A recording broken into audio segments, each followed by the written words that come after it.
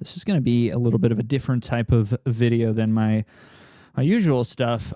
This is not going to be YSL3. Let's just say that. So if you're a child, because I do know I have some kids that watch me, tune out. You know, I can't force you to do anything, but I promise you this is not going to be like fun. You're not going to be missing anything if you're a kid by skipping over this one. My goal with this, you know, is to provide and present additional evidence and facts about this Chris Cole situation and try to answer some common questions, because I see the same few questions come up all the time when I've been researching this subject. Also, I feel kind of obligated to say something about what is going on, because most larger skate media have avoided the topic pretty much entirely.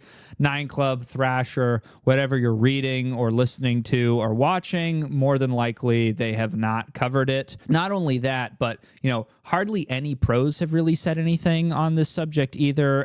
The only thing I'm aware of is Josh Kalis left a couple of Instagram comments. Essentially, everybody in the industry seems like they're pretending that this is not happening. There are people out there that are going to be upset or angry that I'm publishing information about this story, because either they think that it violates some privacy, or that they just feel like their, parasocial relationship with Chris Cole is being jeopardized or something, and that's too emotionally laborious for them to process. So if you are one of those people, you do not have to watch this video. That being said, though, there are two people involved with this story: Christine, Chris Cole's ex, and their son, Wyatt. Both of these people that are directly involved want this information to be published. Christine has made that public tens of times at this point, and Wyatt has messaged me directly on Instagram and said, "I appreciate the fact that you are going to be sharing this story."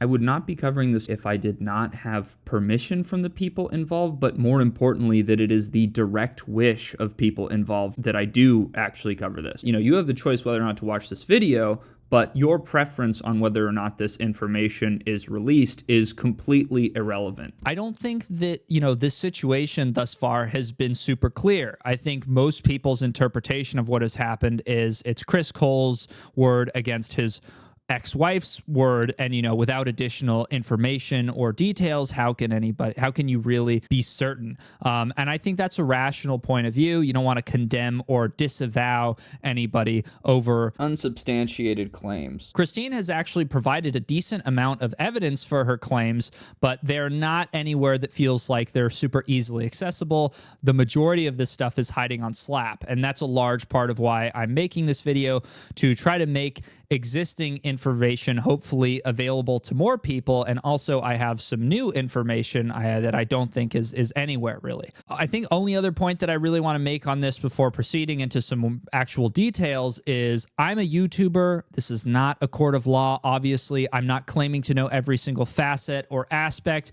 of Chris's and Christine's relationship. Nearly every relationship has arguing, cheating, lying, emotional manipulation, gaslighting, you name it. Anyone who has been in a relationship knows that people make mistakes. Nobody is perfect, and I'm not trying to hold Chris Cole to some unattainable moral standard that we would all be unable to meet anyway. I don't think it's helpful to air out personal matters needlessly in an attempt to, destroy someone's reputation. If I thought that's what this was, I absolutely would not be making this video. What Chris Cole is being accused of crosses into a totally different domain. He is being accused of repeated physical violence against his ex-wife. If that's true, that would make Chris Cole a legitimately dangerous person. The availability of that information becomes a matter of public safety. This is one of the most famous skateboarders, one of the most accomplished skateboarders out of anybody in all of skateboarding history. 2-time SOTY. This guy is as big as it gets. She also has alleged that he attempted to kill her. If you are a public figure, your audience has sort of a right to be, aware or apprised of your alleged criminal behavior. So, for example, if I was a huge Chris Cole fan, I had a bunch of, his boards hanging on my wall, and I looked up to him as some kind of role model. If there is information out there that could potentially change my opinion of Chris Cole, I think people have a right to that information, and they have a right to make a decision based off that information for themselves. You don't have to come to any particular conclusion about what I'm going to be telling you. I'm going to be giving you the information and giving you my opinion. It's up to you what you do with that, if you do anything at all. The first thing you're probably wondering, if Chris Cole was violent to his ex-wife, why does Christine not sue Chris Cole? That's the most popular question that I see, and I think we should get that established before proceeding. Here's what Christine told me about that, because this stuff is complicated. There's legal things in motion surrounding this. I'm going to be speaking differently than I usually do in my videos. There's a lot of allegedly this, or it appears as though that, and I'm speaking that way in an attempt to try to protect myself from, getting sued. She says, I kept it out of court for a while in order to salvage Chris's career. It's why I did mediation in divorce instead of a trial, to keep his domestic violence out of court records. I was worried that my kids would suffer financially if his career was ruined, because I was still building a career to be able to stand on my own feet. Chris Cole was the main source of income for the household, so if Chris Cole loses sponsors, he might lose money or lose all of his money. That's going to negatively impact everyone in the household. That being said, it is true that you can get the other party to pay your legal fees if you win, but what Christine thinks is going to happen is that Chris Cole will file for bankruptcy and she'll never be able to recoup the costs. All the money Christine has is tied up in her house. She'd have to take out a second mortgage to be able to do that. But she's barely affording, the house right now. She's not rich. She's not financially well off. People are thinking that she's, at doing this for money, or she's a gold digger or something. She works a 9 to 5, and it's quite likely that Whitney Cummings, that's Chris Cole's new girlfriend, is just going to pay his legal fees. So she could be out at least $100,000. Even if Christine wins a criminal case against Chris or successfully defends herself, against a defamation case, it's likely that she will end up losing more than she stands to gain. Lastly, the way the court system works is you have to bring someone to court either by suing them, which is civil court, or if they do something criminal, that's criminal court. When she signed her divorce papers with Chris, she signed away any right to sue him for any civil matter that happened in the duration of their marriage. This happens in every marriage settlement. She cannot sue him in civil court. So the only benefit of suing somebody in civil court would be for money. She does not want money, so that leaves criminal court. She's talked with women's shelters and detectives in her area,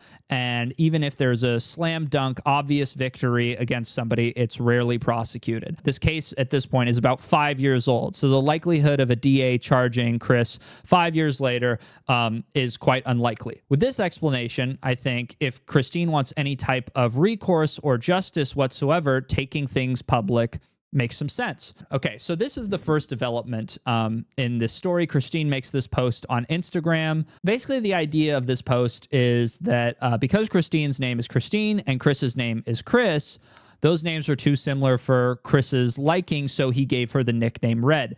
Over the course of their relationship and their marriage, people in their lives adopt that nickname. She basically became known as Red. She does not want to be called that name anymore because it reminds her of her relationship with Chris. He gave her the nickname, and as we're going to get into, that relationship was less than ideal. She wants to move on from it, so she doesn't want to be called Red anymore. In my opinion, this post accomplishes two things. It informs people in her life about what she alleges happened to her. So, if she's going to be like, hey, I don't want to be called Red anymore, here is why. It also notifies people to update her name. This post did not strike me as hostile or vindictive. I think she made this post for reasons that are clear and understandable. Crucial things that she mentioned here. She says, one day he nearly took my life. We will get into that with some more detail, why she believes that. Also, she says, the violence I dealt with. So she's claiming that Chris Cole almost took her life and that she dealt with violence. So those are two major allegations in this initial Instagram post. She doesn't mention him by name here, but it's quite obvious. Nobody, is under any illusions about who she's talking about. So how does Chris Cole respond to this? He writes, the accusations of my ex-wife are beyond shocking and categorically false. As hard as it has been to hold off on commenting on the situation, I have kept silence because children are involved, and this is obviously traumatic. So, according to Google, categorically means in a way that's so clear that it's impossible to be confused or uncertain. So, Chris Cole says she made this up. Not only that, he is in shock.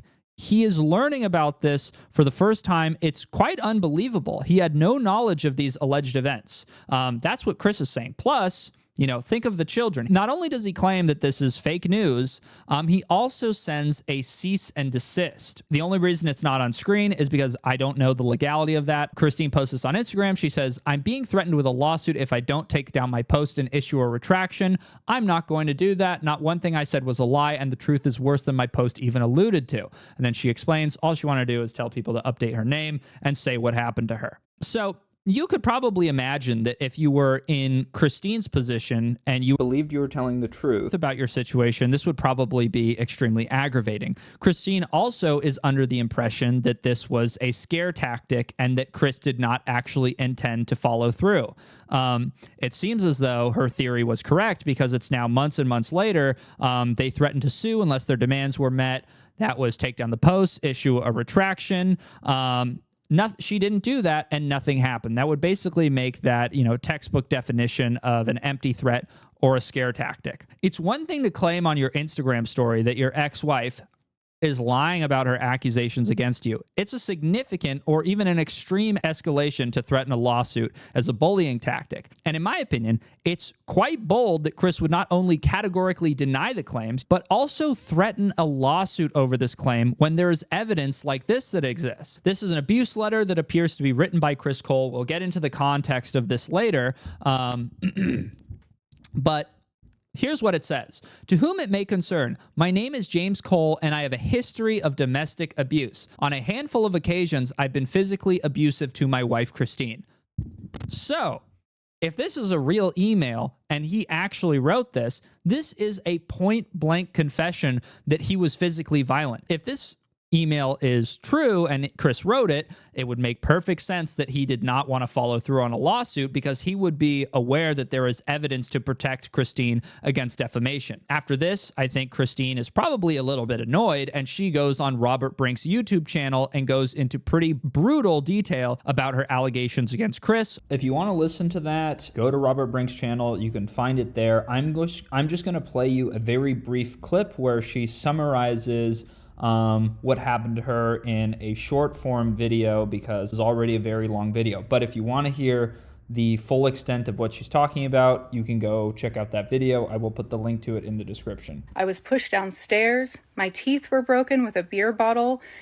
I had 100-pound suitcases thrown at me at skate contests. I was choked multiple times to the point of not thinking I would survive. I don't want to be silenced any longer. I was silenced for 15 years. Anytime I reached out for help, I was met with, well, if you say anything, then he won't make any money, and that'll hurt your kids. My kids were used as leverage against me in order to keep me silent." So I know there's people that just assume that this is all made up and it's coming out of nowhere and it is a reaction to Christine being spiteful, about Chris Cole's new relationship or something like that. I'm going to play you this clip from Weekend Buzz. This is 10 years old, where Christine was on the show with Mikey Taylor's wife. And she is talking about an event where, Chris was behaving violently. And at the time, this was treated like it was a joke. But I think, in retrospect, looking at that with all of this new information that has been coming out, you can see this isn't just coming out of the blue. She is not just concocting this for the sake of it. There has been corroborated and known instances of Chris Cole's alleged violent behavior. Chris wanted to go out and skate, but we had plans, and I was like, well, fuck. And he kind of just sprung it on me. He's like, oh, well, I'm going to go skate. I'm like, well, we had plans, and it was just, if you're going to go skate, like, just be courteous and just say, hey, can I go skate? Like, is that okay with you? And, like, let's figure this out. Like, is there a time that works out? I don't know. Whatever. So I got super pissed, and I was like, oh fuck, I'm leaving, like you have the kids. And I left and went in the car, like, you're not skating now, fuck you, because he wasn't like responding in a way that I thought he should.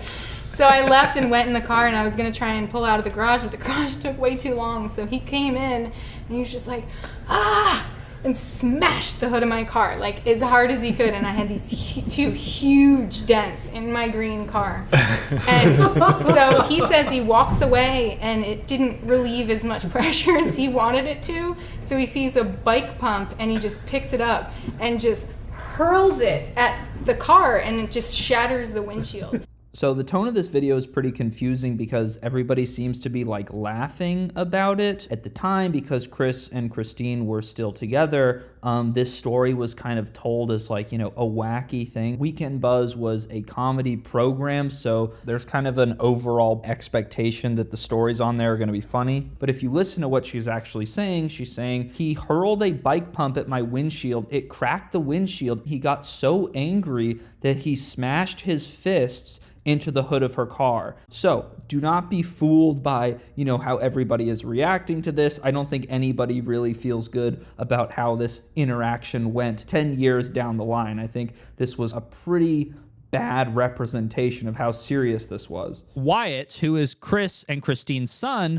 posts this to Instagram. He says, "This is my mom. She's the kindest, most supportive person I've ever had the privilege of having by my side. Recently, she's gone public to tell her story.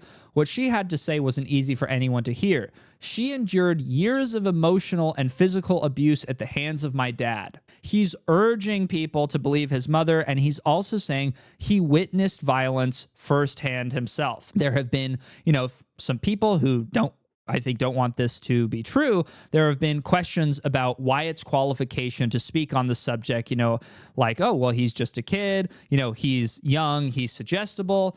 I think it's important to point out that Wyatt is 18 years old. He is legally an adult, and he is the only person who has spoken up about this thus far that was actually present during these disputes. He's one of the only people that can speak up about this. To me, this gives Christine a ton of credibility and looks extremely bad for Chris. To my knowledge, Chris never said anything publicly in response to this. All I have is, you know, I only have 2 screenshots of Chris Cole actually even saying anything about the situation. And this is a screenshot from a DM. He was talking to, you know, somebody about the situation. I believe this is in response to Wyatt's post. He says, "My kids are being manipulated and used as a weapon. It's the most heartbreak I've ever endured in my life." And then he goes on to say, "Even all the people who were there knew the relationship and have called me to say they are sorry and this isn't fair." So this is kind of like Trump-style tactics, basically, you know, appealing to all of these people that are apparently in his life that personally called him up and said, you know, "We know the truth, Chris. This is so unfair. We're so sorry, but we're not going to speak up because we're so scared. Everyone is scared they will be the next victim." So that none of these people, none of these apparent people that call Chris and tell him how sorry they are, they won't speak up because they're scared. This is an interesting DM because it also shows that Chris Cole actually believes that he is a victim. You know, it's not his ex-wife who is alleging all of this horrible, you know, abuse and violence. It is him. Chris is the one who has been victimized in this situation. Chris claims also his children are being used as weapons. I think it's important to note that having kids involved in this at all is very fucked up. I don't think any child should be put in a scenario where they have to choose between their mom and their dad. And I would not include them in this coverage if I didn't think it was absolutely crucial. Wyatt only had to say anything about this because his dad flat out denied that any of this happened. Think of it from Wyatt's point of view.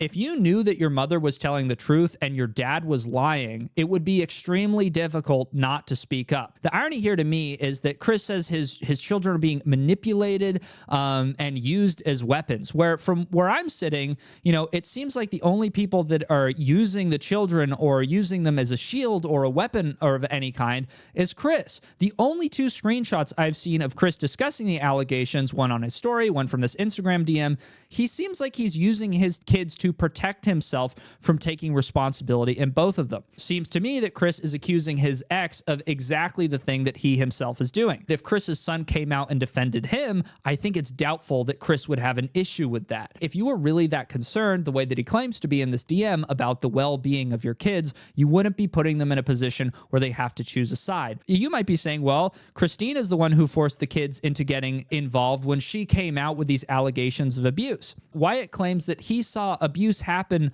firsthand. He witnessed it himself. So my refutation to that would be, you know, Chris is the one who involved the kids in this from the start by being allegedly violent in front of his children. The blame for the kids' involvement in this starts with Chris, and he has to take responsibility for that. It is not Christine's fault for making this alleged abuse public. By expecting Wyatt to say nothing, Chris is also expecting him to take his side. Silence on this seems to be Chris's goal. That's why he threatened a lawsuit. Chris's primary goal with this is to salvage his reputation so he can pursue a career in D-list podcasting. I think most people would have a hard time listening to you podcast if they believe that you were a violent person. Christine claims in her initial post that Chris tried to murder her. So we can analyze text messages between them to see why she believed she was at risk of being killed. Christine is in the blue. Chris is in the black. I believe this text on the left here from Chris is saying that was the craziest claim ever. He says, I did not try to kill you. So he's responding to Christine saying that he tried to kill her. He says, I didn't punch or kick you. I'm bigger and stronger than you, so for you to believe I tried to kill you is absolute lunacy. Seems to me that you're building me up as this big monster man in your eyes and not seeing this from a grounded standpoint. Okay. Christine writes, the fact you looked me dead in the eye and said, I'm going to kill you, jumped over the kitchen island, then slammed me into walls back and forth, that's facts, not opinion. Chris responds with this. He says, the fact I said those words is fact. The action of not punching your face or actually attempting to harm you permanently is also fact. Chris admits that he has threatened to kill Christine. Christine writes, quotes, I'm going to kill you. Chris says, the fact I said those words is fact. From her point of view, she's like, this guy told me he's going to kill me. He's also choked me. Christine claims this has happened on more than one occasion. So from her point of view, she thinks this guy who says he's going to kill me and this guy who has choked me, he seems to be pretty serious about this. So this is a little bit more of a subjective interpretation of some of Chris Cole's messages. Christine is accusing Chris of attempting to kill her by way of strangulation. Now, Chris Cole keeps bringing this up. He says, I didn't punch or kick you. This is a weird thing to say in the context of somebody saying, you were choking me. You tried to kill me because you were choking me. Notice Chris is deliberately talking about things he did not do instead of the thing that he is being accused of. So the fact that he's saying, I didn't punch or kick you, in my opinion, reads almost like an implicit admission that he was choking her. There's also this weird segment in here about, you see the damage I pushed through while skating. You have to know I never wanted to harm you in the way you're claiming I did. So there's a bizarre time for Chris to be giving himself, props for being a gnarly zero skater. But there you have it. Things get even worse somehow, where he says, this is, I think, sometime later, he says, if I tried to take your life, you'd not be alive, Red. Realize I never tried. She responds, leave me alone. And then he says, you're not safe then. After essentially claiming he can easily kill Christine, he says, you're not safe. How about that? So he's telling his ex-wife she is a lunatic for thinking he would try and kill her. He is also explaining to her how easily he could do it if he wanted to, and then proceeds to tell her she is not safe. And remember, she's crazy for thinking that, he might actually try to do this. This is not only twisted behavior, it's also extremely stupid. Chris Cole is implicating himself for the thing that he is accused of while simultaneously denying it. If it wasn't enough already, I think that there's been more than enough evidence. But if it wasn't, here is some information about what it means when your significant other is strangling you. In a study of homicide victims killed by an intimate partner, it was found that 43% had experienced a non-fatal strangulation by their partner prior to their murder. In attempted homicides by an intimate partner, 45% of victims had been strangled before the attempted murder. In 1987, it was determined that being strangled by a partner even one time increases a victim's risk of homicide by that perpetrator over 600%. It seems like an extremely rational conclusion to come to based off somebody saying, I'm going to kill you, and then allegedly strangling you, and then also looking at the data about what that means. 45% of victims had been strangled before an attempted murder. So it's almost a broadcast, according to the data anyway. The person strangling you is almost broadcasting like this is going to happen. It's a preview. So enter our newest character, Chris Cole's new girlfriend, comedian Whitney Cummings. When Christine received the cease and desist letter, it came from a celebrity defense lawyer. Christine thought that was odd because, according to her, she had to help Chris get his own divorce attorney. You can see she said that twice here. It is my belief that his girlfriend set him up with the attorney. She also posted on Instagram, I had to find him his divorce lawyer for fuck's sake. Here, Christine is saying that she believes that Whitney is the reason that Chris got hooked up with this powerful legal defense. Lavely and Singer, these are the guys that have represented huge names. Considering that this is the guy that leaves rotten food in the sink, he can't do his dishes, and has black mold growing in his house, I don't think that it's much of a stretch to think that he may be receiving some kind of assistance with his legal representation. You know, you can also think of it like this. Chris gets a celebrity girlfriend, then all of a sudden he has a celebrity defense attorney. You can probably figure that one out for yourself. This partnership of Chris and Whitney is incredibly ironic, given that Whitney was extremely good friends with Chris D'Elia. They've been on each other's podcasts, and he also co-starred on her TV show. Chris D'Elia, a couple years back, got caught asking teenage girls for naked pictures. Yes, like actual teenage girls, like 16, while he had a 1-year-old child. So I'm not going to go into deep detail of what Chris D'Elia was doing, but it's fucking crazy. It's actually crazy. There are hundreds of articles written on it. You can find more information than you could ever possibly want about the situation. When shit hit the fan and all of this became public, this was Whitney Cummings' response. I'm devastated and enraged by what I've read and learned. This is a pattern of predatory behavior. This abuse of power is enabled by silence. We're going to have to return to that. Now that I'm aware, I won't be silent. Okay, so this is a heartfelt condemnation. With this in mind, if Whitney did help Chris find this celebrity defense attorney, and it seems likely that she may have done that, Whitney has gone from valiantly condemning alleged abusers to, by her own definition, enabling them. Not only has Whitney not commented on the abuse, she has brought Chris around famous podcast comedians and got him airtime on shows, you know, like Bert Kreischer and Bradley Martin. So yes, she is not only enabling Chris by helping him threaten his ex-wife into silence, but also enabling him by putting him in new professional advantageous situations. She is giving him new opportunities to try and drown out any noise about what he's been accused of. In my opinion, they're just trying to steamroll their way through this. It seems to me that Whitney is massively assisting Chris in escaping consequence for the alleged abuse. A switch up this extreme of this magnitude calls into question the authenticity of her initial statement on Chris D'Elia. It does not appear as though she cares about alleged victims at all. It appears to me like she caved because the D'Elia story got national news coverage. She didn't have a choice. She made the decision that would protect herself. This Chris Cole story, by comparison, has gotten virtually no attention outside of a Too Lazy to Try video, who is the guy that did the background research, you know, for these tweets in the first place. I think that video came out like 4 or 5 months ago. If she really cared, why is she posting photos of Chris Cole practically every single day, just banal nonsense on her Instagram story? So, babe never drinks water. Okay. He never drinks water. You can stop closing your eyes. Oh, okay. Okay, babe never drinks water. And That's not true. You know me, over here always trying to save your life. How about them apples? Oh my. That's really good. Go birds. Go birds. If that doesn't make you drink water, I just don't know what will.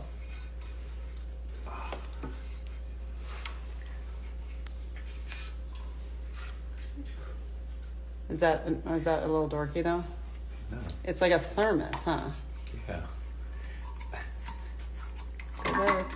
There's been very little pressure for Whitney to virtue signal, on this subject the way she did with the Chris D'Elia situation. I personally have my own theories on Chris and Whitney's relationship, but I'm going to save those for another video that I have planned, a little bit less of a formal video. So, surprisingly, Whitney's involvement in this ordeal actually does not end there. She also attempted to call Wyatt, Chris and Christine's son, and followed him on Instagram. Christine thought that that was quite inappropriate, and that culminated in a phone call between Whitney and Christine.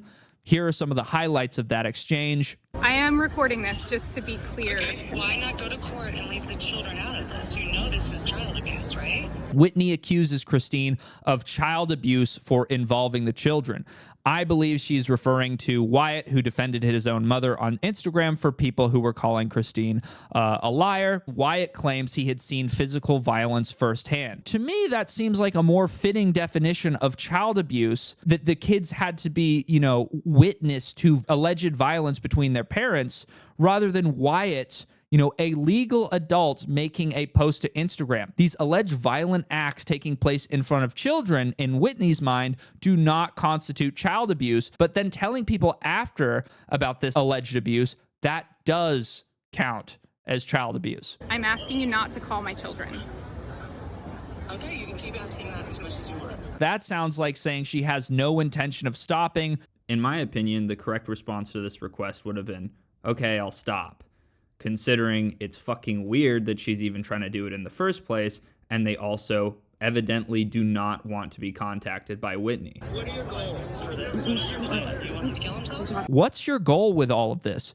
To get Chris to kill himself? Which is to me, an alarming statement. Whitney is insinuating that by exposing her ex-husband's alleged violent and abusive behavior, she is actually jeopardizing Chris's safety because he might kill himself. Chris would not have had any concern for Christine's safety when he was allegedly choking or throwing suitcases at her. Why would Christine cover for him? That's completely ridiculous. Nobody would do this in their own personal lives.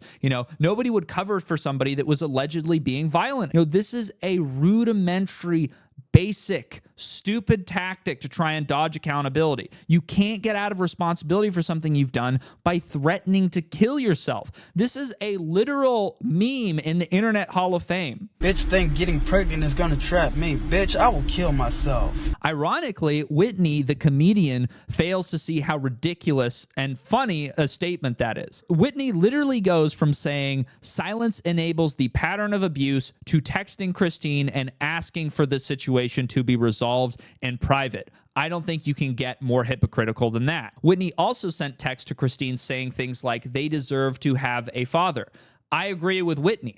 However, if it so happened that Chris was not able to see his children, because of what he had been accused of, that blame would fall squarely on Chris. It would not be Christine's fault for holding Chris accountable for the alleged violence. It would be Chris's fault for perpetrating that alleged abuse. There's no getting around that. And if in fact that is not true, then Chris should be suing Christine for defamation. And by the way, I am not advocating, for Chris not being able to see his children as an outcome or a result, but I strongly disagree with Whitney's, interpretation of the situation. We covered Whitney's involvement. Now let's discuss Jason Ellis. A lot of you guys won't know who Jason is. Some of you will. Jason is an ex-pro vert skater. Jason was also a co-host on the Hawk vs. Wolf podcast with Tony Hawk. Some people say co-host. I would say that Jason more or less sabotaged that program. It's important to establish Jason promotes himself as a vulnerable but tough bisexual. Here he is on Instagram wearing a pink t-shirt with an earring, talking about how he likes to cry. I could knock out all those guys, and I cry.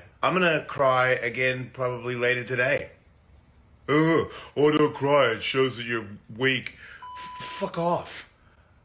I'll knock you out and then cry on your face to wake you up. This is only my personal opinion, but I think Jason Ellis is a social media addicted narcissist. Jason, like most people competing in clout sharking podcast cesspools, will completely suspend any moral values or ethics that they purport to have as soon as it is no longer advantageous for their careers. Jason Ellis had knowledge about Chris Cole's alleged behavior. Christine told his wife in 2022, his ex-wife, because they all used to hang out.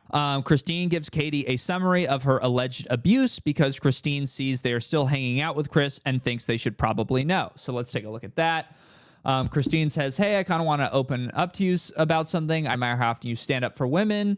I know you and Jason have a relationship with Chris, and that's actually why I want to let you know what happened. Chris was violent and abusive throughout our marriage. He tried to kill me twice. It made me hit absolute rock bottom. So Katie responds saying, wow, I'm sorry that, you went through that. I truly had no idea, even an inkling of what was going on, how awful. I'm happy to hear you got out of it. Is Wyatt okay? Then she sends more stuff, blah, blah, blah. She talks about how Chris was doing some weird things. He complimented a laser engraved knife I had on my bag. I told him it's from my buddy's firearm company, and he said he's too sad for guns. With this knowledge, it is extremely likely that Katie, Jason's ex, his wife at the time, probably did, in fact, tell Jason Ellis about what was going on. Here are some texts between Jason Ellis and Christine from April of 2024. This is 2 years later. So Christine sees that Jason is hanging out with Chris and tells him about everything that has happened. Want to let you know, I'm not lying about my accusations. She also says, I don't need you to do anything with this information. If you want to keep that kind of energy in your life, that's absolutely your right. But you often speak publicly about being a champion for women, so I thought you should at least hear a woman's side. I wish you the best. Throughout this entire story, Christine is being painted as this psycho vindictive person. All of these text messages read to me as being quite fair, quite reasonable. She's not telling Jason, never talk to Chris again whatsoever, but she's saying, it's a little bit ironic that you champion women, as your public personality, and you're still kind of associating yourself, with Chris. You should hear my side of the story. Let's remember, Jason is the LGBTQIA advocate who cries in a pink t-shirt on Instagram. What do you think his reaction to this text message was? He blocks her. No response, just blocked. It gets better. 4 months later, Jason has both Chris and Whitney Cummings on his podcast. So you can see, obviously, where these people's priorities are. It appears to me that Jason makes decisions in the same way a lot of people in his field do. Who he supports and who he keeps in his personal life is based pretty much entirely on Instagram followers. Here's a nice quote from Jason so you can, really get a good gauge about the kind of guy that he claims to be. I've got a tough exterior. I fight MMA. I'm a skateboarder. I'm tattooed from head to toe. But if you get to know me, you know I'm a sensitive man. And the rejection of me being a bisexual man by other LGBTQ people hurts. Oh, world's smallest violin for Jason Ellis. It is so hard being a bisexual guy, Jason, isn't it? We all feel so sorry for you. By the way, I do not have the expectation that Jason or any of Chris's friends need to abandon him or treat him like he is subhuman. Chris is a person. He also needs support. He appears to be, to me, extremely fucked up. However, there is a massive difference between that and pretending like nothing is happening by blocking Christine and then having him on your show to sit around and pretend like nothing is wrong. As awful as this situation seems to be, to me, it really puts things into perspective. This has given people an opportunity to show their true colors, and boy, have they. Okay, last major thing that we need to talk about, and this is Chris's, from my understanding, because Chris has said virtually nothing about this, Chris Cole's main defense against these allegations is one specific event where Christine was arrested in a dispute between the two of them. When Whitney Cummings was texting Christine, she sent the photo of the scratch over Chris's eye. It's clear that Chris is telling people around him that he, the guy who could have easily killed Christine, is actually the victim of violence. So, the only photo I was able to find of these two together is them standing right next to each other. Christine is wearing heels, so I roughly subtracted what I thought the height of the heels to be. So this is roughly the actual height disparity of the two of them. Chris has a significant and obvious physical advantage over Christine. He said so himself. This is Christine's version of events, and I'm going to summarize this, put it shortly, because this is, out of everything I've read and heard, this is easily the most fucked up part of any of this. So Christine is suicidal. Chris calls the police. That escalated into a physical fight where Christine claims she was choked and had her head slammed into the ground. She's pinned down, being choked. To defend herself, she reaches up and scratches Chris's face. Christine says she then fled to the yard after this, and the cops showed up right after. Chris speaks to the police and he tells them Christine was suicidal. They see the scratch on his face and they bring her in for her own safety. The police take Christine away, which results in Chris writing the abuse letter, which I showed you earlier, in an effort to have her released. The police end up releasing Christine and dropping any charges. There are also medical records documenting her injuries that she sustained in the altercation.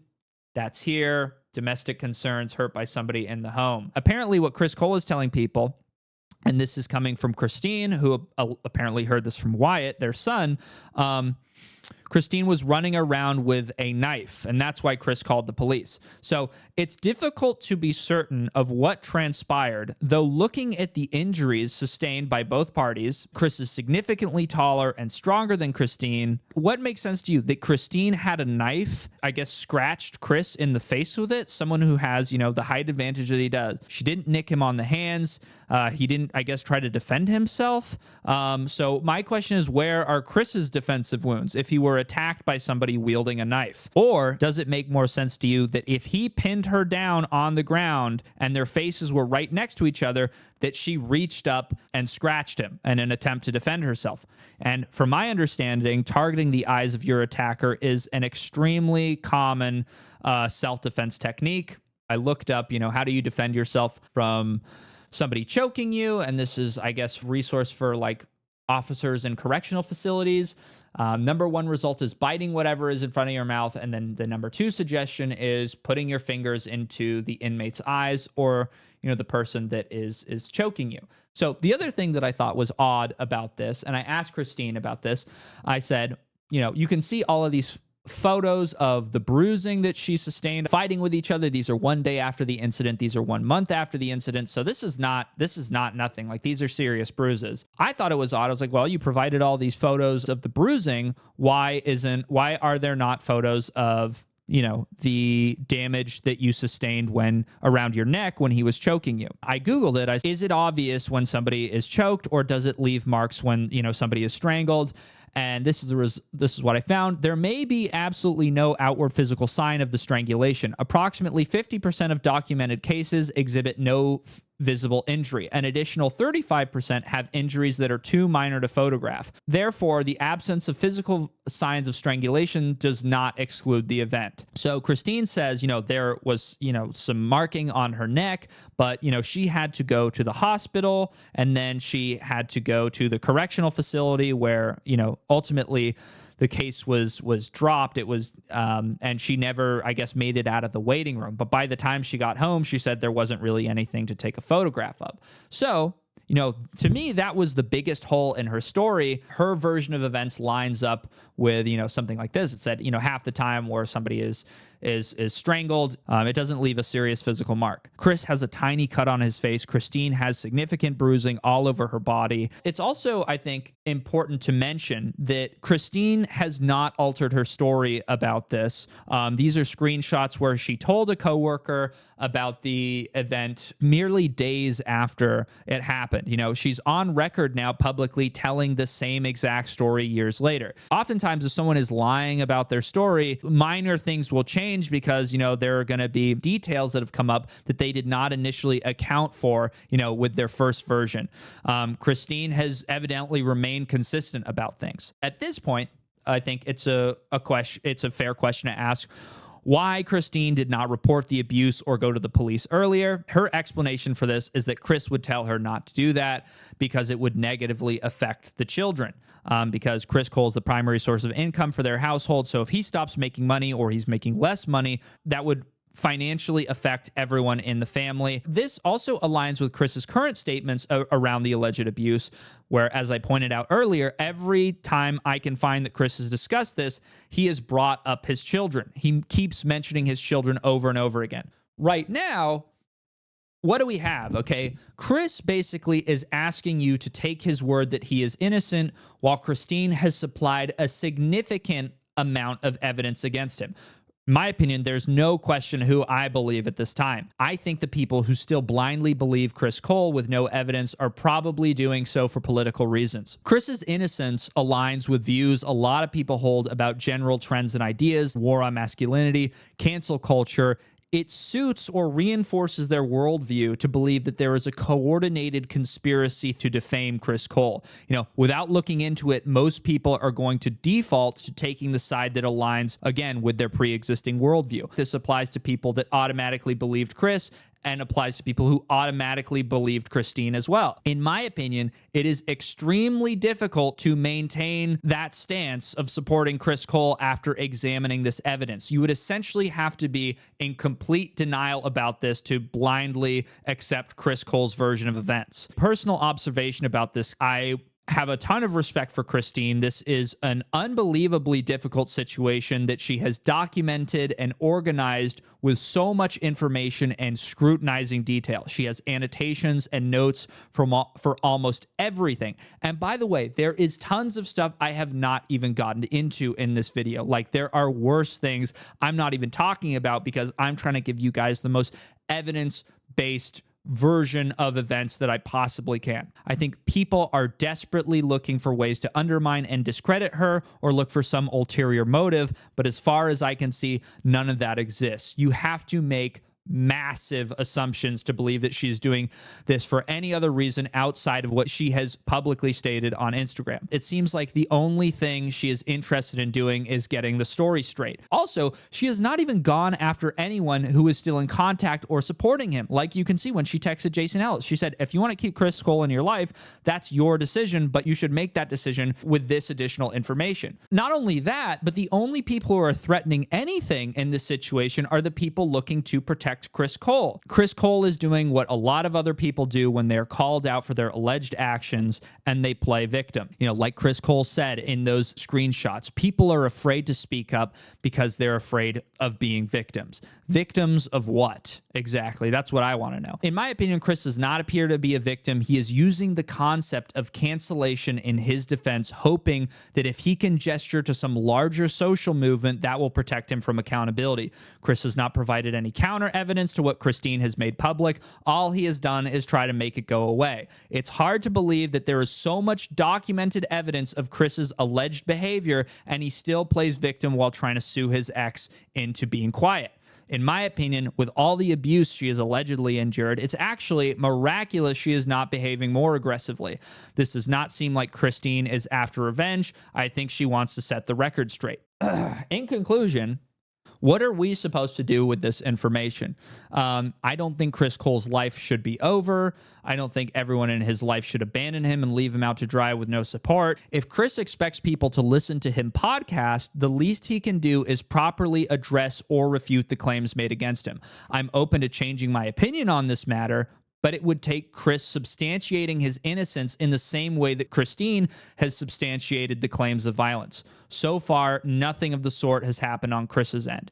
There are emails and text messages of Chris admitting he has been violent. Also, Wyatt, their son, has corroborated his mother's claims. I'm inclined to believe that the person trying to make this go away and sending empty legal threats may have something to hide versus the person fighting to distribute information. So, if Chris is innocent and he's able to prove that, it's not impossible, but that would be more impressive than 360 flipping Wallenberg.